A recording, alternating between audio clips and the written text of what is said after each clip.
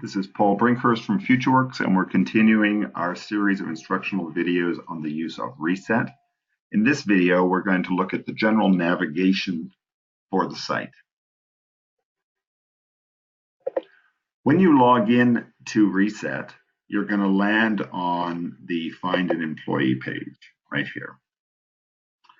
Up in the right corner, you have your Edit Account page and your Logout. If you are logged in and you don't do anything for an hour, it will automatically log you out. On your Edit Account page, you can change your password and so forth. Okay. If you need to change your email, that can be done by the site manager. Okay. So let's go back to the landing page.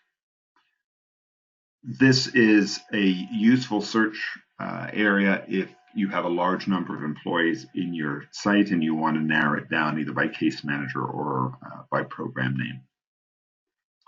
The main page of use is the employee list. Okay. Also on this menu, we see a number of other action items. Some of these only appear for site managers, others appear just for counselors. So manage time points appears for site managers and counselors, but not supervisors. This one is only for site managers. This one also appears for the case managers. Complete note list appears for case managers and site managers.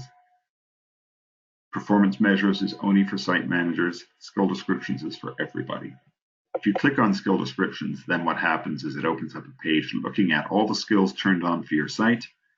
And for each one of these, it gives you the definition and then the exemplars. So what are the verbal exemplars and what are the physical exemplars? Red being problematic, yellow being transitional, green being good. Okay, so you can refer to those if you need to. Okay, so you identify what you want to do on the menu. Let's just look at each page. So if I go to the employee list right here, all of these can be active links. Okay. The note page lets you add notes to the system.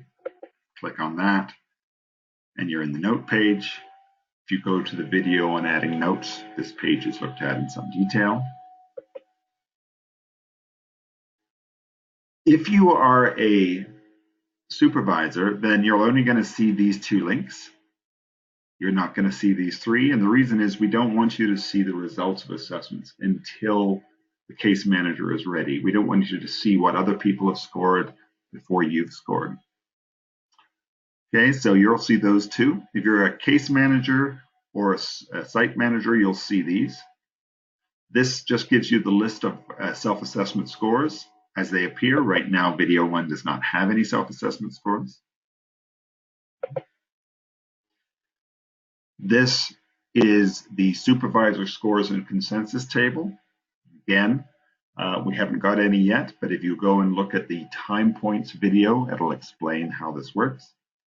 And view and print plots, self-explanatory. This is where you would go to see the plots, particularly if you were debriefing an employee. And again, there will be a video on view and print plots.